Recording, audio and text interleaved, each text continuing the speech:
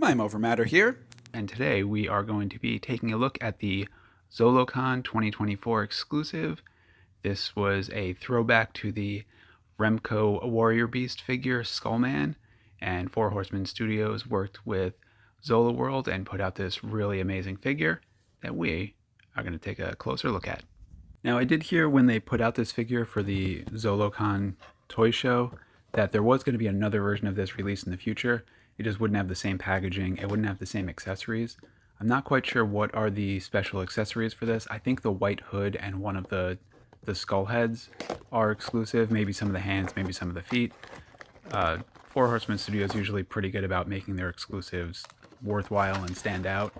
But for anyone who wasn't able to make it to the show or doesn't want to pay aftermarket prices, they can get their Skullman figure in one way or another. Just might not be as accessorized. Ooh, a silica packet. We'll save that for later. So just right out of the package in his plastic tomb, you can see that he is just loaded with all sorts of special things. He's got a bonus head, he's got some arrows, he's got a singular arrow, he's got a bow, we've got bonus feet in there, and all sorts of bonus hands. Oh, and a cape. So this guy is going to be a lot of fun to play around with all those accessories. All right, so he's in there pretty good. So some people like the wires to keep him in there. Some people like the ropes. I'm not sure which is better. I'd say it's a tie. And there we go. He is good to go about his business.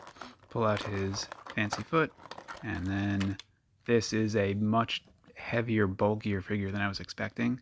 They use like the muscular body, so I guess since it's not the armored body, but he's got some good weight to him. He's got some good muscle tone, and that looks like an articulated jaw, which is my favorite thing on the skeleton that Four Horsemen Studios has been doing. And you can see the red on the inside to make the eyes pop. Just the paint application on the head alone is absolutely amazing. And he's got a bib, so he's ready to eat lobsters or crabs, pretty much anything to get could be messy. But he's not wearing a shirt, so he's not necessarily worried about stains. He's just worried about just cleanliness, I would say. And really good articulation right out. Usually my Mythic Legions figures, they stick a little bit with the joints. You have to work them in, but this one's really good, moving right away. So really liking that. And he toppled over. I guess his muscles atrophied a little bit while he was in his plastic tomb, but luckily we freed him so he can move about. And now my favorite thing about the Four Horsemen is, oh, it's just shocking every time you turn him around. All right, so not to startle any more ongoers at the ball that he's going to, let's give him his fancy cape. Oh, and it looks like we've got a hood in there. When he was going about on the town, he actually went with the white hood so that he would not be confused with Little Red Riding Hood. He's not really friends with the wolf after they had a falling out, so he doesn't really want to be mistaken. Still talks to grandmother though, so there's that. I think they're in the same book club. Uh, so actually, there's a really cool bonus head there. So let's swap it on and see how it looks. Actually, this head comes on and off really easily, and it looks like the hood goes on first, Lego style. And, with the Lego, you have to put the peg on so it doesn't slide over his head like a normal cape or a hood. So when you're putting on a hoodie, you typically, as a human, don't take off your head and then put the hood on. But a skeleton action figure, they do that. And it's got a wire in there, so it could really form around it. That's actually pretty cool. It's a little bit bulky around the neck, so it does pop up a little bit. So I'll probably have to work the hood around and lower it a little bit. And then same thing, so we'll have to pop his head off to put his cape on. And the cape too has kind of a wireframe in it, so you could really get some cool poses out of it. Make it look like it's flowing in the wind, drape it over his shoulders. I'm not sure what else you could do with the cape. Maybe fight a... Ooh, we do have Minotaur figures, so we'll probably do a Matador fight scene.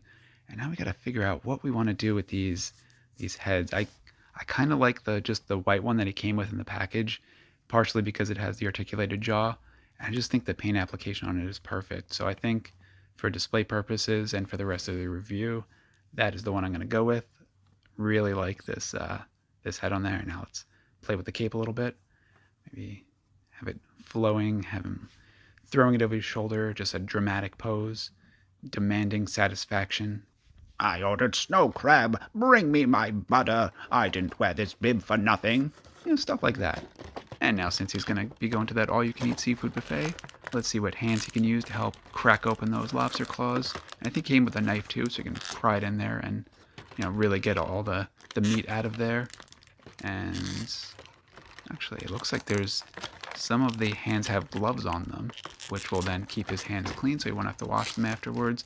But you could just use like a wet wipe or a napkin. So I'm not sure if the gloves are really necessary, but really cool accessory. Actually, I do like those. Versus the alternate hands have the long pointed nails on them, which you can also use to scoop inside the lobster and get all the good meat out of there. So to each their own, you could use a fork, you can use your long black skeleton nails, either one. Or the ones that the hands that he has on them are like the creature hands with the fingernails, and it's more of an open hand, so I think I'm going to keep those on because that's where I'm going to be able to put his knife that he comes with. So no need to swap those out. And he does come with a cool little bow to go with his arrows, and that looks pretty awesome. Actually, that maybe the knife in one hand. The bow fell out. Actually, the open hand is probably a little bit much for that. I'd probably have to put on the closed hand to hold that one. And let's take a look at the feet that come with him. They are pretty awesome. The boots that he's wearing out of the package, and then these are without the boots. So after a long day's work, he takes off his feet, puts on the unbooted foot, and just relaxes a little bit, puts his feet up, and it looks like there's a peg on there. Actually, I can't remember if I've ever actually taken off a foot on a Mythic Legions figure, so it looks like there's just a peg. It's not coming off as easy as like the head pops on and off or the hands, so I'm probably going to leave that one on for now and then heat it up later so I can just slide on and off until I'm comfortable with how much pressure it really needs so I don't break the figure. So I'll play around with those guys later. I do like those, so I'll probably end up displaying them with those on. All right, next up we have a single arrow, which is very flimsy, so I don't want to end up breaking it. I don't usually display them with those. I just go right in a bucket, but they can fire, so if you don't like both your eyes, you can play around with those and try to knock one out. And he's got, that's the little dagger is probably the coolest accessory that he comes with. So that's going to go right into his hand so he can get all those poses, and he's got those red eyes so he can kind of stare daggers into you while stabbing you in the gut with his actual dagger. Just very lethal skull man. And I think I'm going to take off the white hood for now. I think it looks cooler without the hood on there, just so you can actually see all the detail of the actual skull, because it's just so amazing. And then he's got the jaw articulation, and yeah, it's just fantastic figure. One of the coolest figures. Definitely exclusive worthy, and very happy I picked it up.